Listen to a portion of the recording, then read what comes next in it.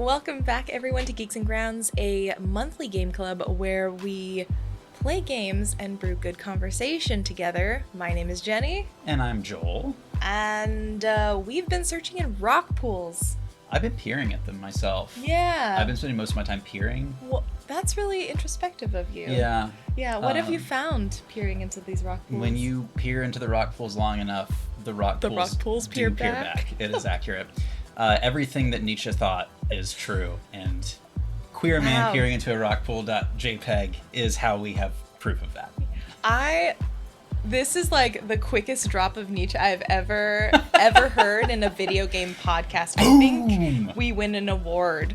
Yeah. Anyone else do that? No, I don't think so. I think I'm pretty sure I owe it all to Garden State. I think Garden State is how I got into Nietzsche, and so that is now part of the millennial zeitgeist. That's really funny. For better or for worse. I love it. I love it so much. But yes, exactly. As you said, we have been playing Queer Man Peering into a Rock Pool.jpg. I love the breath. I feel like we both kind of take a breath as if we were going to run a marathon because it is a hefty title. But it's been so much fun to play. And such a lightweight game. I know, it is. It's like this little bite-sized game that's like punching beyond its weight. Is that the phrase? Yes. Like punching beyond its weight. Above its weight. Above its weight. Neither of us are sports/boxing people. And I regularly get what is those like sayings wrong? Oh my gosh. It's the curse of growing up with my mom who taught me a lot of those sayings incorrectly, which is wonderful, but also has led to a lot of really funny situations. Oh, like the Rakakuni thing from Yes, it is exactly like Rakakuni. You could do what I did and grow up with parents from small town Indiana who just make up phrases and expressions like, well, that's even better. We're going to show them where the bear went in the buckwheat. Get in the comments if you've ever heard anyone say that outside of me just now. I would love it if even one person outside of my family was like, yeah, that's real. Wait, where the bear went in the buckwheat. Wow. How do you even, that's honestly a superpower to be able to come up with a phrase like that and to say it so confidently like it is a thing. That's what we should start doing. I think your parents are onto something. I'll be honest, there's one, and I don't know if my parents actually made this up. I've never heard anyone but my dad say it, but it might be a real thing. And that is, the ox is in the ditch and it's going to take the whole family to pull it out, which is like, I don't care what you have going on. Something more important is happening and we need your help. And I use that at work now. Like the ox is in the ditch. Yeah. Oh my goodness. That's like such Oregon Trail energy right there. Hashtag Oregon Trail energy. So yeah, more Thomas family lore for you in case you're interested. I love it so much. But yes, this game punches above its weight. Yes. It allows you to ask real questions about the world, the characters, our world, you yourself, the player, your expectations of games. It is a game that it really allows you to explore and go deep. Yes. Punch above our own weight. We punched above in some ways. Before we dive into the conversation, I would love to just highlight for you all the fact that if you haven't been able to join the club before, go to geeksandgrounds.com. This is your first episode. Welcome. It's really good to have you here. We like to take conversations about games, connect them with our lived experiences, and really appreciate and take time to digest these titles together. So if you go to geeksandgrounds.com, you can sign up for the newsletter and get all the materials you need for each game selection that we do each month. And you get a newsletter every Tuesday. Yeah. Every Tuesday. With great opportunities to dig into some like interesting connected supplemental material, which we're going to be talking a bit about today. Because Queer Man, the game, which we'll kind of shorten the title to as we talk about it, is intentionally very referential. Yes. Oh my gosh. And one last housekeeping thing before we dive in, because I don't want to forget, for folks who are returning members, if you haven't left us a podcast review, we would love so much if you could leave us a review on Spotify or Apple Podcasts. I also discovered you can do questions on Spotify and you can respond back to us. And so if you're listening on Spotify, you can actually write down your response to the question and we can read them. And honestly, I would love to like read them in the next episode, like as a retrospective. So let us do that, y'all. Answer the question. Give us some answers. Give us some fodder for this conversation. Yeah, exactly. But yes, back to the game. Sorry, I just wanted to make not sure at all. we didn't forget. Not at all. In fact, maybe we could say like, give us the beans to grind as we pour this conversation, as we drip. No, I'm done. I'll have another fun aphorism at the end. You were on sort of a roll. I felt it. You had the chunky there, and you just hadn't manifested it yet. Let's get into this. Yes. Let's get into this. All right. So the game in a nutshell, Joel, could you describe to me, just in a couple sentences, as a player, what is Queer Man Peering? In a couple sentences. Yes. Queer Man is the story of a man living ostensibly by himself at the end of the world in this beautiful neon space on an island, who basically goes around this island collecting artifacts that become memories of his time before as he seeks to reconnect with his love and partner, Darl. That's so good. Did you practice that? I feel like that's like should be on the back of the movie box kind of situation. That's so good. Oh my gosh. I was like, I see the neon. I see the world. I see the memories. Yeah, I definitely on the drive over, I was like just going over it and over it in my mind so that I could give you that 2-sentence. Yeah, it was really good. There are a lot of semicolons in there.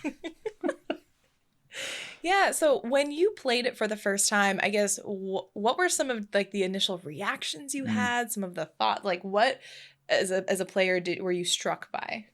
You know, one of the things that's interesting, we reacted to the trailer of the game before we played it, or before I had played it, and the tone felt different between the trailer and the experience, because the trailer is so like it's joyful from beginning to end. Right. Like you're walking, and we talked about this, like even the way you walk, you're like on beat with the music that's playing in the background of the trailer. Everything is this beautiful neon and just like boom, pixel art that transforms into a pear or whatever. And so the whole trailer had me set up for this experience that was going to be like, you told me it was going to be a shorter game, but I was expecting it to be this like very like surface level, lightweight, punching below its weight, fun game, as opposed to what I felt as I was playing, which was more like there was definitely a certain amount of intrigue and mystery. What has happened to the world? The music is not playing the whole time through, which made me feel a bit more isolated as I was playing it. Yeah. So I think one of the things that was surprising to me, just going from trailer to the experience itself, is the game had a degree of seriousness that I just wasn't expecting from the trailer. How about you? What was your experience like? It was interesting because, so for listeners, this was my second time revisiting the game. So I had played it when it had launched in 2022, really loved it. And at the time I was like, well, you know, I had played it, that was it. And I had a game club in my head. And so being able to revisit it was really exciting, because I knew that this was a game that when I played it, I was actually in like, honestly, a much more melancholy, sad place, because it was in lockdown. It was interesting talking with the developers, Scott and Pete, because they had created it and marketed it and published it during quarantine, essentially. And so it was interesting revisiting it, because I inherently felt much more optimistic playing it all the way through. Whereas I remember the first time I played it, I was like, oh, I really hope this isn't like a very sad game. Because at the start, if you don't kind of anticipate and feel the optimism sort of inherent in there, it can feel like, am I playing a game? I actually initially thought it was maybe going to be a game about dementia and how everything was in his head, because I was like, it feels like we're walking around in his mindscape. And I really hope this isn't about the fact that he's forgetting the one he's loved, because we're trying to reconnect with Darl. Oh God. I know. I was like, please don't let it be this. Please don't let it be this. And it wasn't. And so that was my first experience playing, was that I wasn't sure if it was going to be sad or not. And I was really nervous, because I was just like, I don't know if I could handle it. But turns out it was not. Almost like a sense of relief. Interesting. Yep. So I really appreciated being able to go in with a more joyful perspective, because I knew already, I was like, okay, I kind of know what's going to be happening. I can appreciate some of these quirks and details more than I did the first time. That is so interesting. You've really like sparked something for me, which is, even though the game itself felt more serious than what I was expecting based on the trailer. The character Bong that you play as, that you're walking around the island as, is not like melancholic. No. He doesn't strike me throughout the whole game as like depressed that we're at the end of the world and he's by himself. And like, he's kind of like bopping around like, oh, like I'm a person on holiday. And like, this, like, that's not exactly true. He's bopping around. Like he's like, it's not like he's dwelling on the sadness of his circumstances. Yeah, he's talking with the chunkies. He's, you know, there is a playfulness to his dialogue and like his animation and everything. But it was interesting because the first time I played, I was debating. I'm like, is he optimistic in the face of like really dire times, or is he perhaps oblivious again because maybe he does not know, like he has lost his memory? And so I wasn't sure at the very start. And again, I think I love that they did not take that path. Yeah, totally. Very much. Yeah. No, that's interesting too, because one of the things that Scott and Pete talked about in our interview with them, which is available, you should check it out if you're interested, is how, you know, that's not the human experience. The human experience is not to like something terrible happens and the entire state of your world has changed, and that's all you can think about is to dwell on the negativity of that. Like that, at a certain point, you pick up and you start new routines and new habits based on your world. And that's what it felt like we were dealing with. And the role of routine in this game is so important. You have used the word chunkies at least twice in this podcast. I love that word. Can you talk about what the chunkies are and like what you do with them and what the experience is? Yeah, so every day Bong gets up and goes out, and we haven't talked about admin, but there is this like server entity named admin that's kind of compelling Bong to do this. At least you get the sense that that's what's happening. And Bong walks around this beautiful pink beach and peers into the rock pools, and occasionally out pops what Bong calls a chunky, which is a pixelated mask. It looks like if you took the static and sparkle of a JPEG pixelated silver glitter confetti, mashed it all up, and maybe put in some like pink rocks in there. Like tinsel almost. And these chunkies, I really liked how, I forget if it was Scott or Pete, but one of them mentioned they were like the most uninteresting cats ever to exist in a game, because they follow you. You can like, I love the satisfying like thwap when Bong would like hit his thighs and the chunkies would pop out of the whirlpool and follow you like a little pet. As the day ends, you collect a few of these chunkies, you go back to your house and you realize that these actually have a role in Bong's life that's more than just a cute little thing that you find on the beach. You have this hole in the middle of your home that you can put these chunkies in and essentially work them to discover what lies underneath. And oftentimes it is some sort of object that's associated, like you said so beautifully at the top of the podcast, I don't know what I said. with memories of what has happened before. So it'd be like, oh, like he would imagine like you have a rock in front of you and you're chipping away at it until it reveals like the image that's inside, like I think Michelangelo, something like that. That is, I'm pretty sure it's Michelangelo. So imagine that, but it's like a pixel blob, and he's like chipping away at it until his essentially corrupted memory of like a blender appears. I love that I don't know why this is like really clicked it for me, but you saying corrupted is so good. Corrupted like a file. Yeah. You just blew my mind, Joel. You just blew my mind by telling me that, because I did not draw that connection using that word. You're just like so on fire, you just don't even know what dots you're connecting. Oh, thanks for the encouragement, Jenny. So it's like, there are points where he will chip away at things. He'll see the memory of like, oh, this is a parrot or whatever. And it's like, he will say, that's not quite how I remember a parrot being, or whatever the thing happens to be. And then you see it and it's like this warp. It's like someone's bad nightmare of a parrot or whatever the thing happens to be.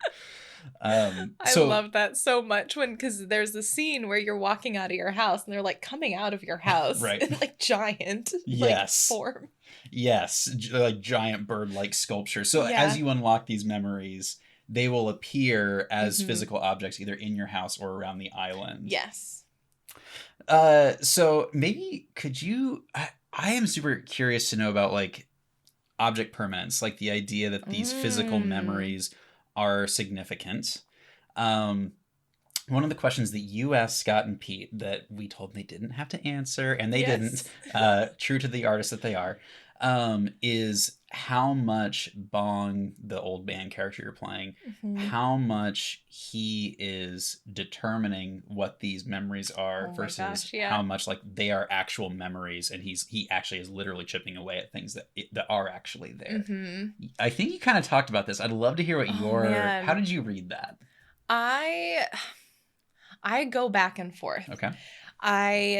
Because do you ever have the feeling of, or have you ever had the experience when you don't have this like you don't actively remember a thing, but you see an object and all of a sudden you're like, memory unlocked. Like people say that all the time. Just earlier today, I was playing a demo and I saw this like chunky plastic handheld. Like it's not a real console, but this person in the game was like playing it, and it unlocked the memory of. Did you ever play like the Tiger handhelds with like Tiger handhelds? Yeah, with like the Mighty Morphin Power Rangers, like back when they had plastic handhelds for specific IPs. It was so wild. I had like the Aladdin one, I think. Yeah. Oh my gosh. So it was really interesting to me watching this character walk around, and you have these things that kind of. I wasn't sure if you were unlocking the memory simply by working through this thing, or if the memory was there and you were trying to like get at it. And it kind of felt more like, because Bong's surprise a lot of the time, it kind of felt like it was a memory unlock moment versus Bong actively being like, I want to remember this thing.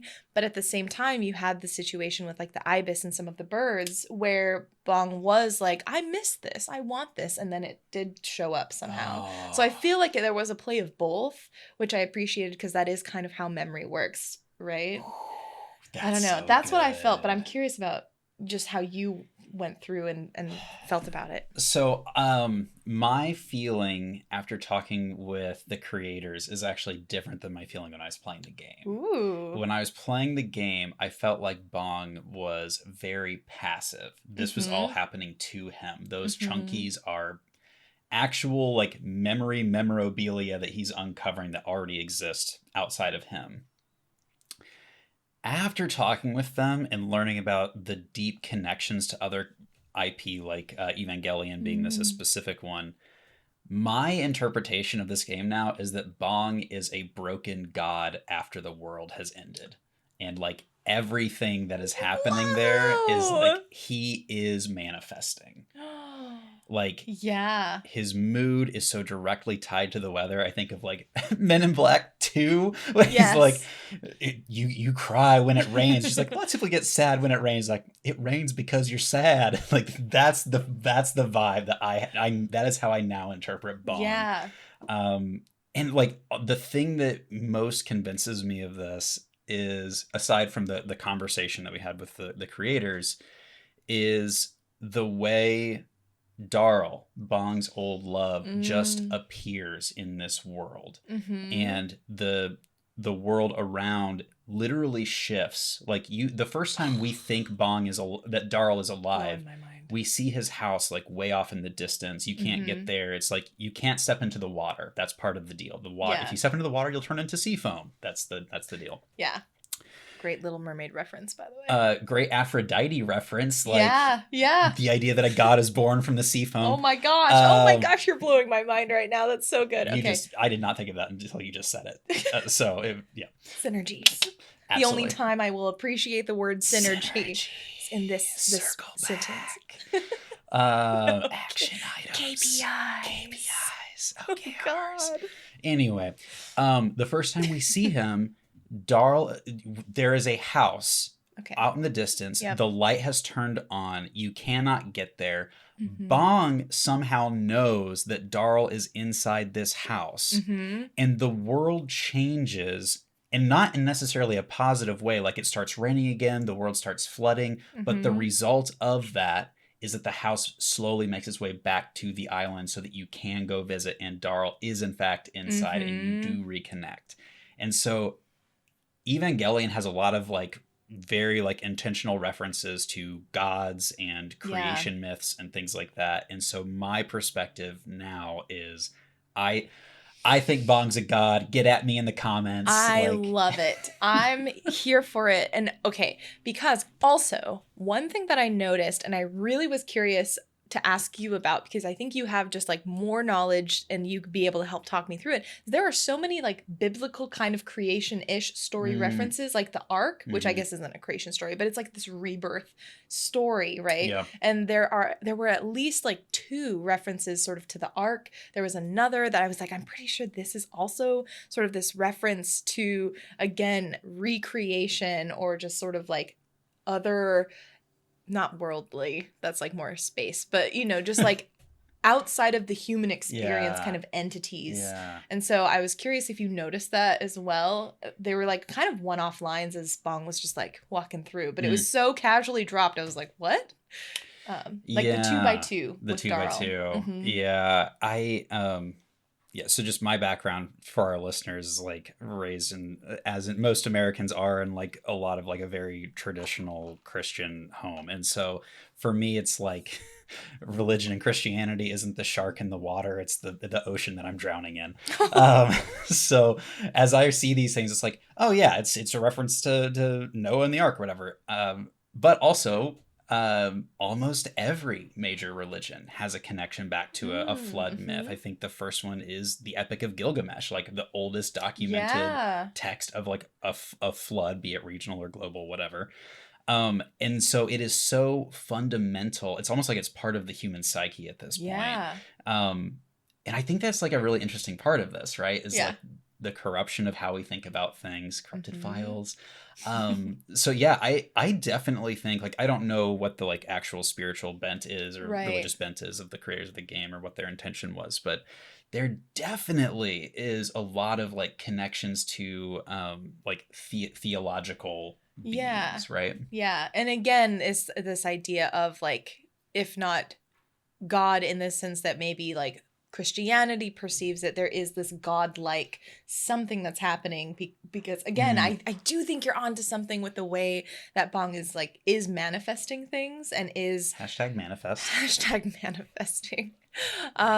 Because you also see this in like the Café, right? Because the more that Bong thinks about Darl and wanting to get closer, you see these moments of like, oh, hey, wait, now Sydney's like just right down the road. But it's this like kind of nostalgic, not quite Sydney version of Sydney. It's just the specific place of the Café that was special to them. Yes. In Sydney, Australia, for those of you who have not gotten into the game yet, the creators are Australian. I learned a lot about Australia talking with them. So much about Australia. Things that like apparently are like not super common in the States, that in Australia are like, yeah, everybody knows what this thing is. Yes. I loved seeing, because we have quite a few community members from Australia, and it was really fun seeing everyone like, wait, you didn't know this? Like, it's really fun hearing you learn about Australia. So just shout out to folks in the Discord. Shout out to Australians. Yeah. Love you.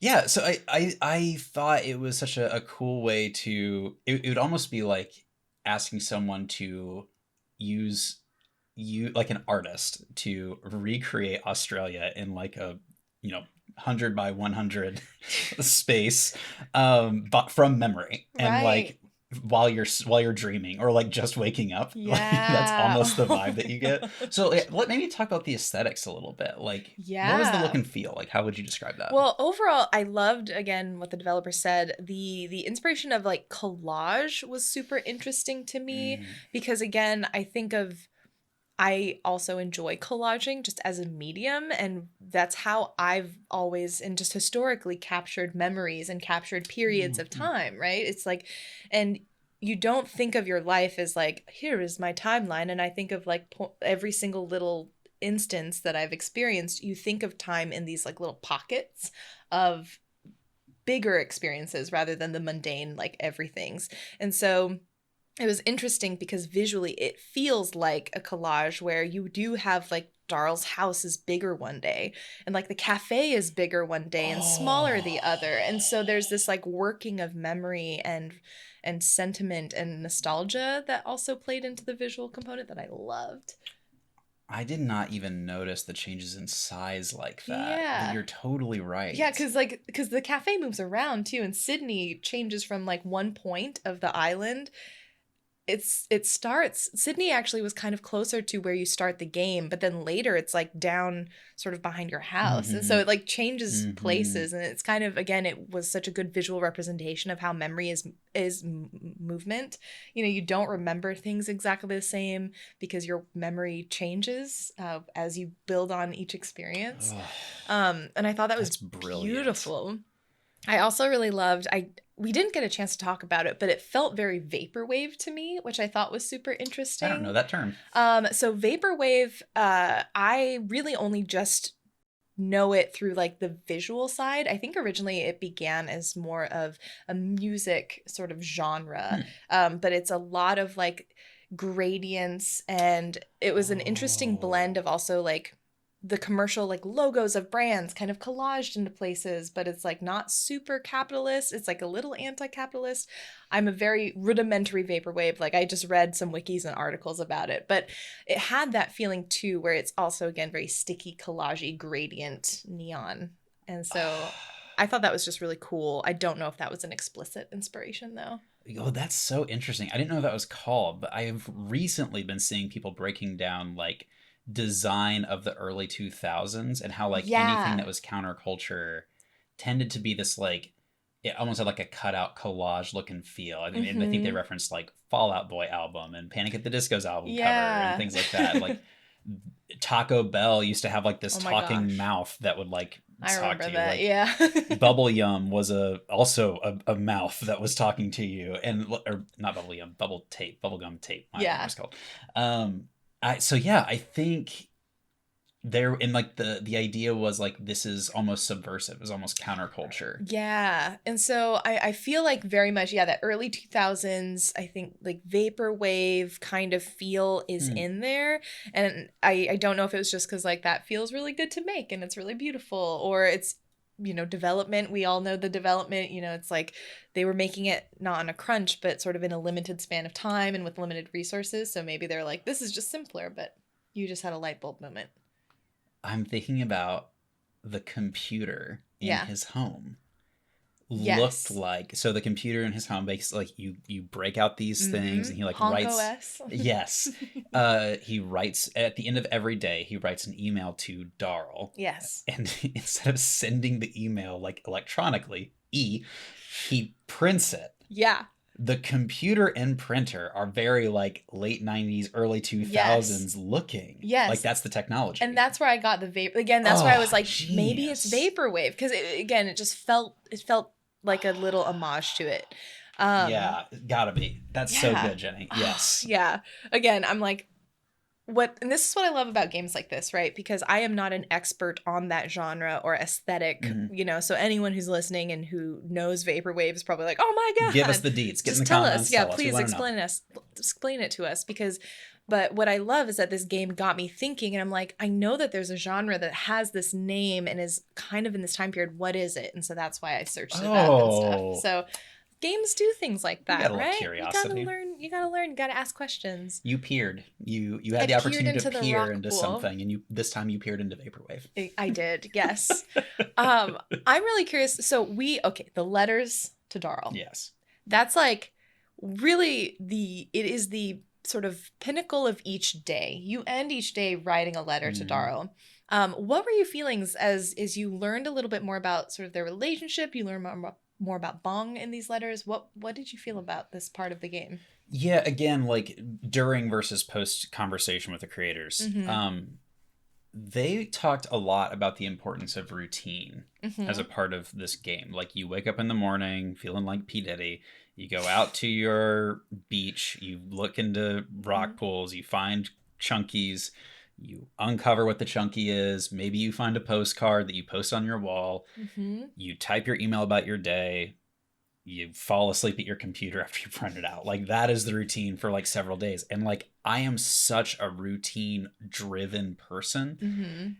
I just kind of immediately sunk into it. Yeah. And so I don't think as I was initially playing it, I really questioned a lot of the things that I probably should have. Like it was very much like, oh, this is just happening and this is the way the world works, and like this is my routine and I love routine. And so I felt so comfortable there that as I was like talking to Darl, number one, I did not expect at all that Darl would appear in this game. Yeah. I was convinced that like maybe he's a little bit crazy and he's writing this letter. He's not sending it. He doesn't click send over the internet. Right. He prints it. Right. And so I was like, oh, well, so he's just writing this as a part of his catharsis and working through what's going on. And it's how he doesn't feel lonely. And that's cool. And I did not question it at all. Yeah. After I finished the game and you reconnect with Darl, it's like, again, like everything feels like it has 10 times more meaning now than like in the moment, because I was so locked into the routine.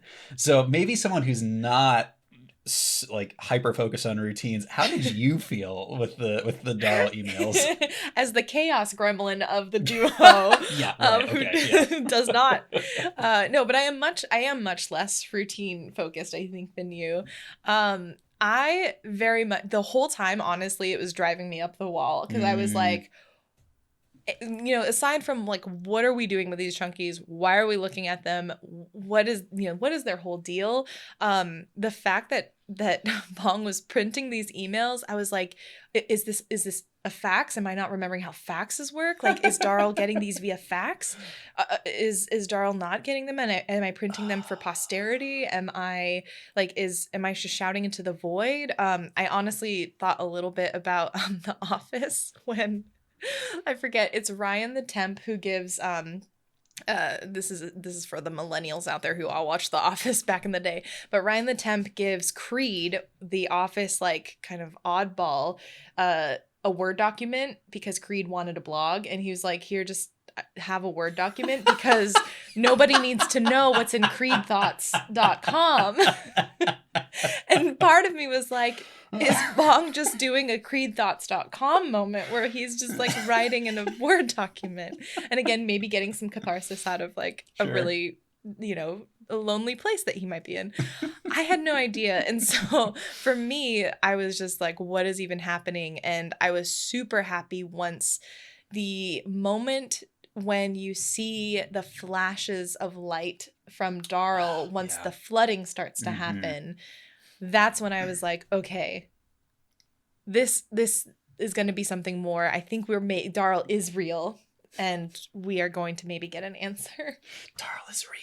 Darl is out there. Darl is out there. That was really the big question the whole time I was thinking. And it's funny because it's a short game, so this angst that I was in and like me wondering all of this couldn't have been more than like 10, 15, 20 minutes, but it felt like so much longer because I was so invested. I think I played it over, that is like an hour and 15 minutes for me to play through it. I think I played it over the course of like 3 or 4 days though. Yeah. So I did have that feeling for longer periods. Oh, interesting. That's just, interesting indeed. Yeah. You have totally triggered something for me by talking about a fax machine, which did not even occur to me as being a possibility. Yeah. But okay, let's throw out a theory real quick here. Okay. You've given us a new theory to talk about. Oh my goodness. I don't even know what could be. What if admin is a connecting force between different people's realities, of which they are their own gods? And like a server admin? Almost like a server admin. And like everyone has their own island that they live on in their own world. Oh my gosh. And in fact, it is a fax machine or something that is allowing him to communicate with Darl from this other space and time.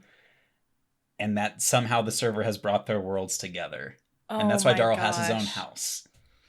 Oh my gosh. Maybe. Although, okay, am I misremembering? Because there is a moment when, although it's about the postcards, because when Bong sees Darl... Talk about the postcards. We haven't talked about the postcards at all. Yeah. The postcards, gosh, my memory is failing me. I know we collect the postcards, but I think they're from the mailbox, right? Mm-hmm. We keep getting postcards and photographs in the mailbox, presumably from Darl. At least that's what Bong thinks. Well... Oh my I gosh. felt like that's what Bong thought. Am I incorrect? Maybe because I assumed Darl was gone and never coming back. I just assumed that like these were a natural force of the world, that he was uncovering these postcards. Well, it never occurred to me that they might have been sent. I think you by Darl. This is incredible. Well, that's the thing. I don't think they were sent by Darl, but I think Bong thought they were sent by Darl. I do think admin was the one placing them for some reason. And again, maybe I just need to replay it because now I'm like, because I'm still pondering for myself the role of admin as a whole. But I do not think the postcards were sent by Darl. I do think Bong thinks that though.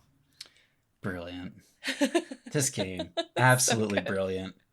Okay, can I make an Evangelion connection real quick? Yes, and actually it was even in the notes. I was like, explain the Eva things. So Joel, please use this as the time to explain Evangelion to us. I am not going to explain Evangelion to anyone. The definitive conversation. Make a couple of connections, and I'm going to start with admin. Okay. In Evangelion, there is world-ending catastrophes happening, monsters invading the world, robots fighting them, yada yada. One of the things that humans use to create their strategy are these 3 supercomputers, in which I think the soul of Shinji's mother is kind of attached to. I remember that. Sound familiar? Yep.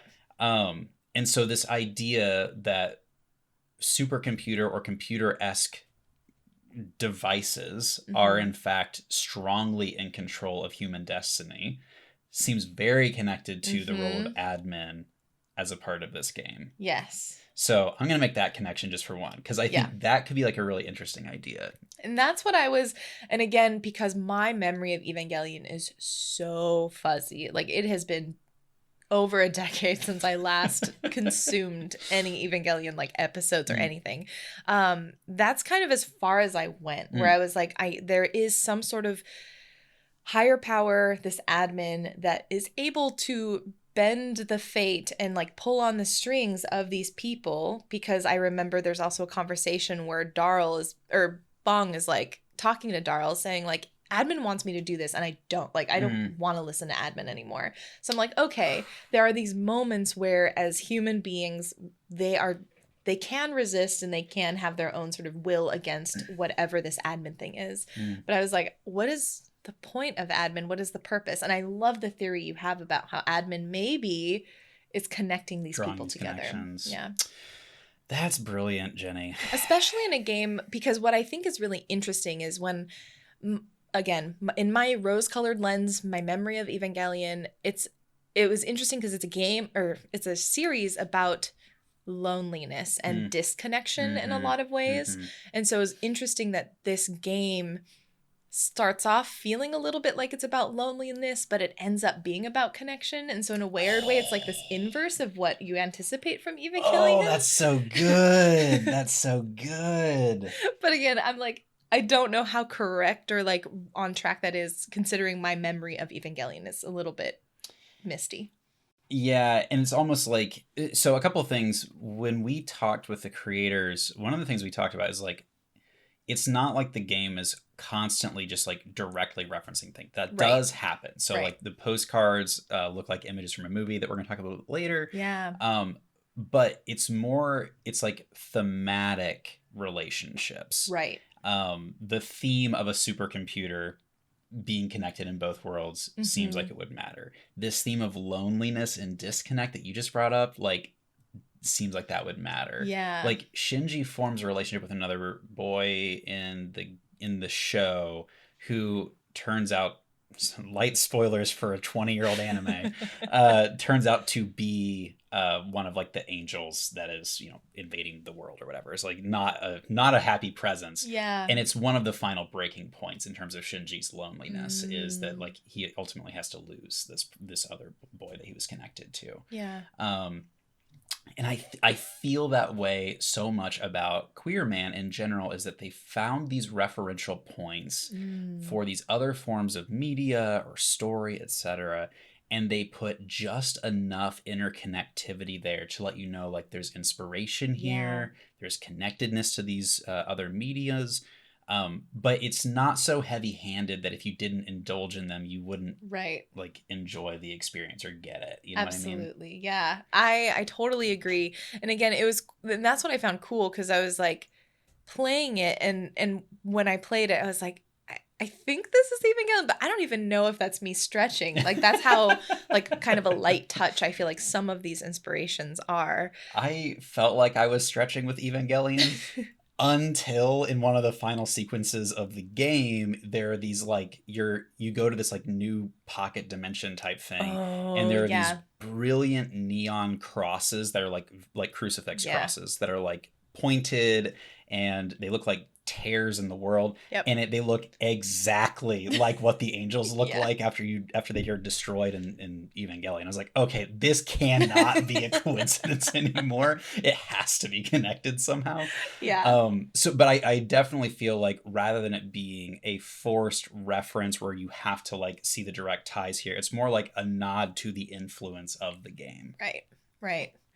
One thing, just to switch tack a little bit, another reference that was put into the game that I had never heard of, and I only found out through the game, was this movie called The Hole. And I'm going to do my best to pronounce this correctly. Please forgive any mispronunciation. By Tsai Ming Lian. And it was absolutely fascinating, because there's this hole in your apartment that you're constantly, like, that's the thing you're working on your chunkies in.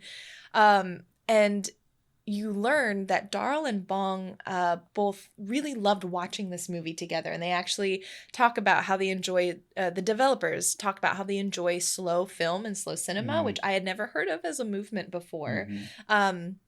And just to give a little bit of detail, it's really about extended long shots, like really just slowing down the medium, essentially, and allowing viewers to appreciate just sort of space and time, and not having like a ton of quick cuts or quick action, which you see in terms of the mechanics of this game. Like, one of my slight like points of feedback personally is like, I would have loved to run a little bit faster.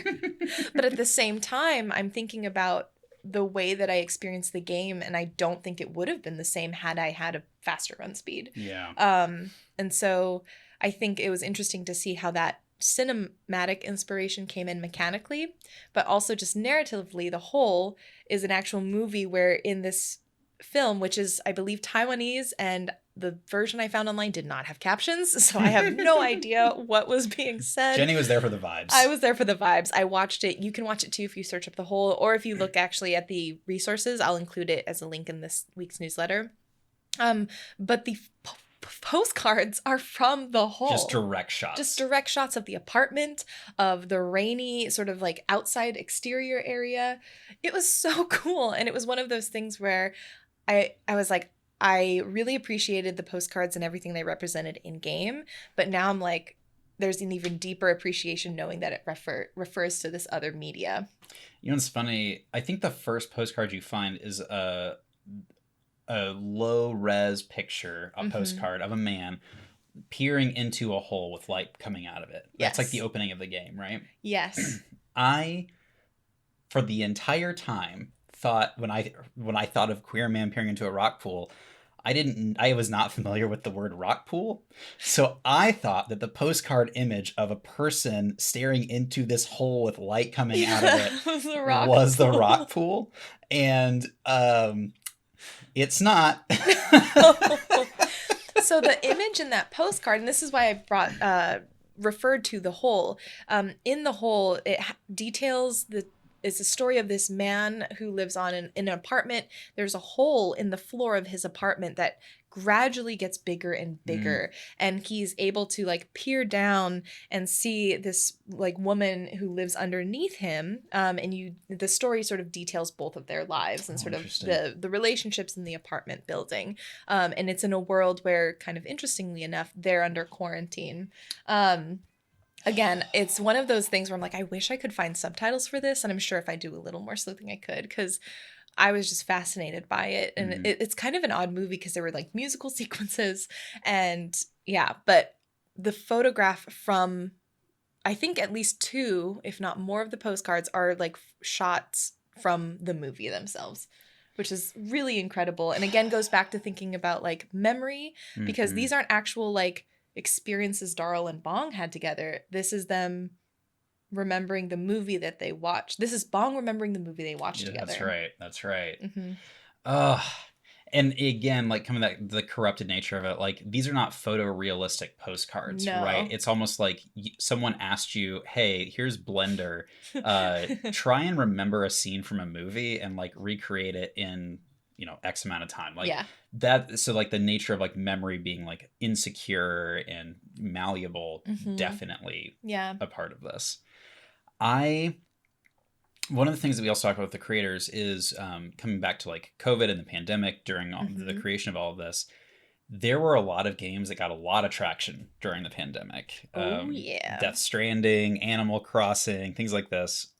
And I remember talking about how like Death Stranding had a very literal connection to the pandemic. People are literally isolated, living in their own like home/bunkers. And this guy leaves into a world that just breathing the air can be dangerous. And delivers packages. And it's such like a literal connection to the lives we were living during 2020. Well, and it was also literally connecting people through creating the roads and the pathways and everything to traverse the world. But Queer Man does the same thing with its references to the pandemic that it does with these references to these other media. And that is, it is thematically related to that experience. So like the loneliness you feel as Bong walking around the island made me feel the feelings of that pandemic experience to some degree. But it's not like they were like, oh, like there's a virus that has happened around the world. No, like it's not a literal thing like that. Well, and if you think about it, like, yes, that was part of what it was like to live like back in 2020, but also we still had normal days, like normal in the sense of like, I still had to get up and make breakfast, and I still like did work, and I still hung out with Sam, and we played games together, and so there was still normality that we found. And so I think that was also, again, the interesting part, where it's like you are finding yourself, your new routine and your new sense of like little joys. And there was like that sense of newness. I tried to learn how to jump rope. I did not succeed. Like I also tried to learn how to jump. I didn't know that. I didn't know you We should have commiserated over. We should have. That. Oh my gosh. Oh man, it was so embarrassing. No, I did it out on my driveway, and my neighbors. I was like, never mind. I can't. The idea that your neighbors could look out and see you, a grown 30-year-old person, jumping or trying to learn how to jump rope was such a like, I cannot do this. I just feel so self-conscious. Same with roller skates, which I'm trying to persevere through the roller skates, but my goodness, me just like hobbling on my skates in the front of my house on sidewalk that's not even flat, so I shouldn't even try. But then like the neighbors walking by, and I'm like, helmet, elbow pads, knee pads, wrist guards. I'm like decked out. Oh, no. Yes, absolutely. In terms of like kind of the aesthetic references that we see, I think also we talked about this in the interview, but like Reboot, late 90s, early 2000s, the first ever completely CG like cartoon for kids. Fantastic. Everything takes place inside of a computer, as people in the 90s understood computers to work. Yes. And both the aesthetic and the idea that like there is a connection to technology as a fundamental part of shaping your reality, also a big part of kind of the referential nature of the story. Right. Yeah. And then actually there was a brief like second as I was playing the game where I thought maybe literally this was inspired by Reboot, in the sense that maybe Bong and Daryl were like the characters in Reboot. Like maybe we're just living in a computer right now. They're the Guardians. Yeah, exactly. Yeah. So there was that for a brief second as I was playing, and then I moved on from that theory. I kind of like that. Yeah. That's an interesting theory. I'm still on the God theory. I think that is my new favorite. Thank you. Yeah. So for those of you, like, this is my last like Evangelion point, because Jenny explicitly asked me to talk about this before we hopped on for today. my understanding. So for those of you who have tried or have and not completed or have not started or tried the Evangelion route, there's like the 26 episode original anime. there's like a separate OVA short movie that does like a different ending than what you got with the 26 episode anime. And then recently they just finished doing like a 4-part movie that retells the entire 26 episodes in 4 parts. And they all 3 have different endings. You have, I can't remember which one goes to which, but one of them is a very literal, here's what is happening in the outside world at the end of this story. And it is not good. The world essentially ends. The second is almost entirely inside of Shinji, the main character's mind. And it is like, it's referential. It's very like meta in the most literal sense of the word. There are a lot of animated vaginas. Yeah. And basically you're watching this young man's mind fracturing. And then there's a third, which is kind of an amalgamation of both into a more cohesive ending. One of the reasons that I was convinced of this like broken god story at the end of the world is it's like the color palette and framing of the world in Queer Man just reminds me so much of the color palette at the end of the world in Evangelion. And it just felt like, oh, in Japan, someone has done something, or in Neo Tokyo, I think is what it is. Someone has done something to completely redestroy the world in a third flood, because the beginning of Evangelion tells you like there was an impact that caused a worldwide flood. Another flood story. There we go. So the world has ended. There's been another flood thanks to these people out in Neo Tokyo, and some queer old man in Australia is alive as a god after all of the world has ended. And he is manifesting things in this space. And like the color palette is like one of the things that really made me have that sense feeling as I was reflecting on it.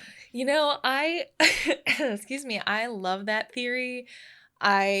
It's bringing a whole new understanding of the ending. And this is why I explicitly asked, because I'm like, I know Joel is going to come in and be able to explain an understanding of both of these mediums, both these, like, we have this game, we have this animated series, connect the two and allow me to gain a deeper understanding. So thank you, because I was like, I know that there's stuff there. I just need someone to help guide me through it, which is why we have these conversations. And I could be totally wrong. Get in the comments. I'm eager to, like, I haven't watched any Evangelion in a couple of years. It's been a bit. So please, like, you will not hurt my ego to get into the comments and correct. Like, we would love to like have more accurate understanding. Feel free. Yeah. I guess any final thoughts on the game as a whole, what it was like playing it this month?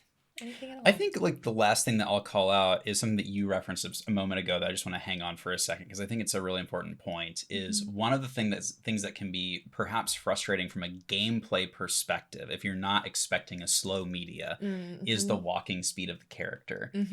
But in defense of the walking speed of the character, your speed changes with your emotional state as the character. And I think we talked about this with the creators, like, I think that's really important, because it forces a certain, like, even Joel, who was locked into routine mode, noticed that change. And it was one of the things that triggered me to say, like, I need to pay attention here. Like, something deeper is going on.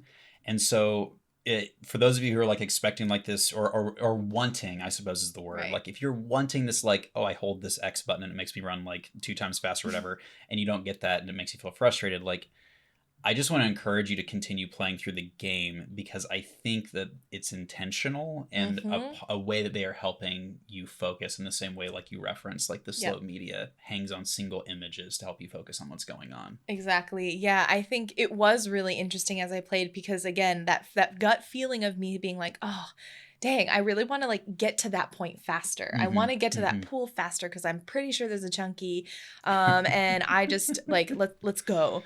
But after maybe the second day of exploring, what it also provided, in addition to cueing to me as the player just the general state of Bong's like mentality, is it provided me the opportunity to actually in the world think about what we were going through. And I think that's super powerful, and I appreciate when any medium does that, whether Mm. it's a movie that hangs onto a shot for a little bit longer so you can actually, I always call it digesting, because you need to, like, we're so used to quickly flipping through things like on TikTok. I couldn't tell you what I watched on TikTok last night, and I was on there for hours. You know what I mean? Yeah.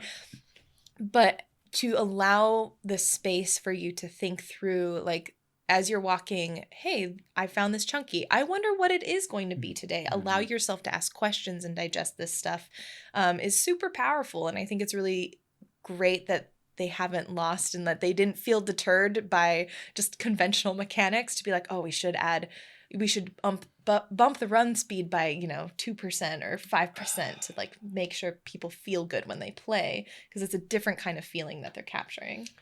You know what? You have just accidentally put a finger on why I am having a hard time with Tears of the Kingdom, the new Zelda game. Oh, wait. Please do tell. So Jenny and I were kind of chit-chatting about this right before we started today, that like I have not played hardly any of the main quest because I am used to my like OP Link character in Breath of the Wild. Like in Breath of the Wild, I spent all the time like getting all these great armor sets and these cool weapons or whatever. And so I know what the level of like power should be for the hero of Hyrule. And so I have been spending a lot of time like buffing my character, buffing my battery, going and finding the cool armor sets and the cool weapons. And doing that has made it so that it's like, yeah, I have this like really strong character, and I'll definitely be overpowered whenever I eventually do get back to the main quest. But it's also like I am not taking the time to appreciate the lighting and the music and the story the same way I did when I first played Breath of the Wild. Like when I first played Breath of the Wild, I would just like set my Switch down and I just like stare at the screen sometimes, because it was like these beautiful like Ghibli's chords and color palettes and like the sunrise. And I was just like, wow, like this is such a, like the experience of it was so good. And what I'm finding myself doing is essentially like tapping the sprint button right now, playing Tears of the Kingdom, like trying to go get like these buffing things and not slowing myself down to focus on those key like aesthetic and story experiences that like are ultimately like what the game perhaps are like want to communicate. Yeah. Well, and I think it's all about intention, right? We always, I feel like every game we kind of go back to this idea of like, do what you do, but do it intentionally. So it's like if you are playing a game and you're very like, if you intentionally are like, I do want to speed through this, because for me the thing that I will get the most value, and like value is such a cold word, I feel like the thing that will resonate most with me is getting to be super powerful and then getting to the end of the story and feeling like the hero of Hyrule should. Yeah, that's really good. Go for it. But if you're like, actually I realized I'm not like, it's not sparking joy to do this, why am I playing this way? And then shifting that to match your actual goals and intentions, I think is really powerful. And it's nice to have games that it's nice to do both, right? Depending on the day. Okay. Sometimes you want steak and sometimes you want chicken. I don't know. A sandwich. You heard it here first. When you play Zelda, decide, am I here for steak or am I here for chicken? Or chicken. And then cook it fish, and get some bonus hearts, and then you'll be good to go. Exactly. Or the apples. I'm always picking apples. Oh, so many apples.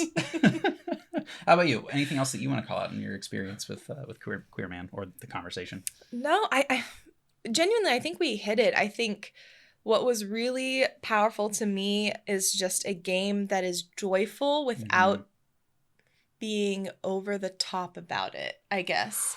I think what I found really beautiful about this game is that just walking on the beach, having a conversation with yourself or your chunky, and it just like moments like that felt so nice.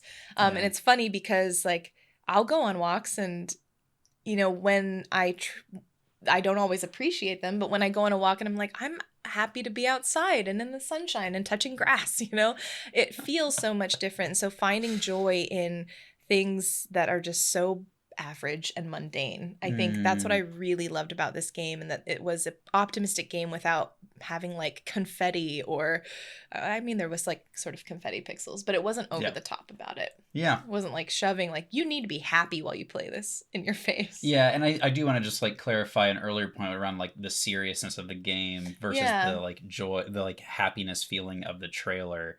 There is a lot of joy in this game, and you do not feel like they intentionally did not want you to feel like you were living through like the end of the world apocalypse, like some like really dour Last of Us type story. Right. You do not feel that way while you're playing it. There's a lot of joy and like jokes and funny moments. Yeah. Well, like the whole thing with like the ramen, like we didn't talk about this moment, but when Bong is like craving ramen and then you sort of manifest this microwave that has what looks like ramen in it and you open the door and it's just a sticker of the ramen on the outside. Yes, that was so funny. That was so good. And yeah, it's just about, because that's kind of the joy that you get in daily life, right? And I think it just allowed me to appreciate sort of this quiet happiness that can happen. So that was very much my takeaway from the game. Oh, that's brilliant. Yeah, I love that. I love that. Oh, so Queer Man peering into a Rock Pool.jpg. That's our game for June. Hope you all enjoyed it. Search it, play it. It's definitely worth the hour and a half of your life that it would take to play. There's a lot to think about, and we would love to hear your theories about it. Yes, please. We're going to put, again, if you're listening on Spotify, we'll have the question. Share us your thoughts about this game. Let us know there. You can comment on YouTube, and of course, leave a review if you'd like, and share your thoughts about the game through that as well. Yeah, absolutely. Yeah. Remember to visit geeksandgrounds.com to find out everything you need to know about the club. You can sign up for our newsletters there. It'll link to our Discord if you want to join the community. No pressure for folks who don't want to do that, but we're there. We hang out. We talk about games. And we have a monthly hangout too. Trying to think. Anything else I've forgotten? I don't think so. Okay. Where can folks find you if they are seeking you online? If you are peering for me, you can find me at My Grand Falloon. And if someone is peering for you, where can they find you? They can peer into the handle Kimchica, and they shall find me there. Thanks so much for joining us today. Please go out there and manifest the beans that are going to make the best brew for your intended day. Nice. Yeah.